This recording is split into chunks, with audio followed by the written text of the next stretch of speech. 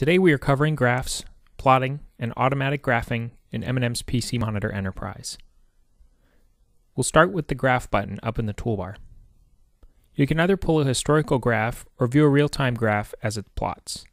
Let's try the latter out now. Each time you create a graph, you will need to name it. Creating a sample graph, you can see the option to select a unit and parameter name. Any value here with a sensor attached to it can be graphed. That's the parameter listed. You can also graph a line or fill in the blank space with an area series. More on that in a moment. These three axes allow you to separate data into one of three groups, and a color assignment offers detailed organization at a quick glance. Let's add a second value for suction pressure so there's a contrast between the two parameters. I'll leave them as green and blue. The scale can independently be set for each axis. By default, it will automatically fit the data to be graphed, but within manual mode, we can set the minimum and maximum to better serve our needs. I want to view values below 0 in this graph. Let's go ahead and also enable a reference line at 0 degrees Fahrenheit. Our graphing system allows for 3 different concurrent reference lines. Once we go ahead and hit the OK button, the graph will begin plotting.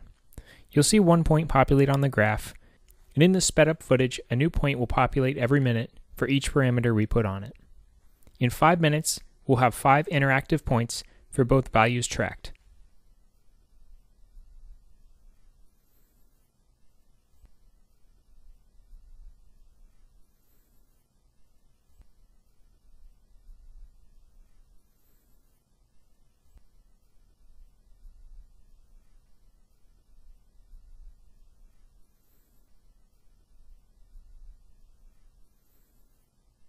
While real-time plotting can be good for monitoring, graphs are usually a historical reference of what happened in the past.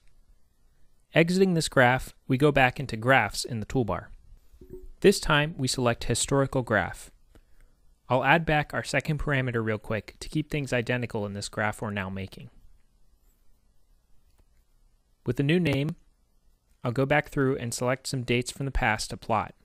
This is identical to running a report as data will be pulled from within the range I select.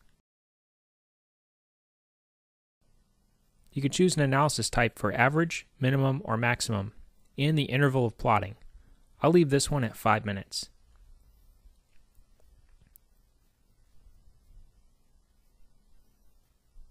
I'm going to go ahead and reset the scale to where we had it at before, with a minimum of -10, and adding our reference line in at 0 once again.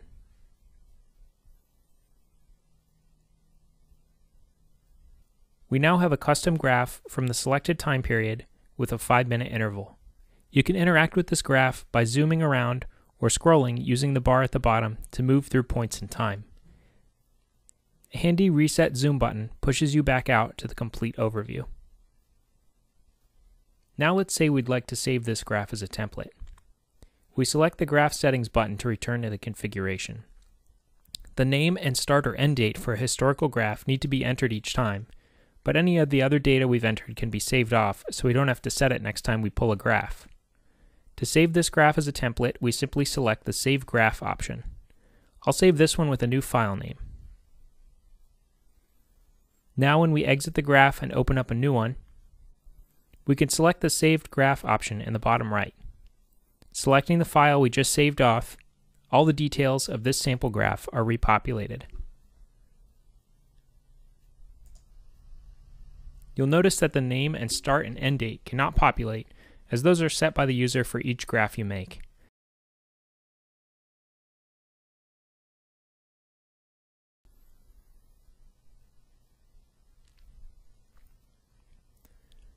This time I'm going to change the series to an area so you can see what it looks like.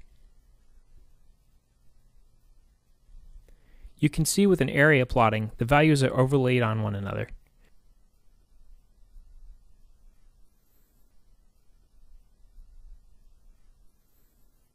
I have the option to save this graph as another template, overriding our current one, or making a new one under a new name.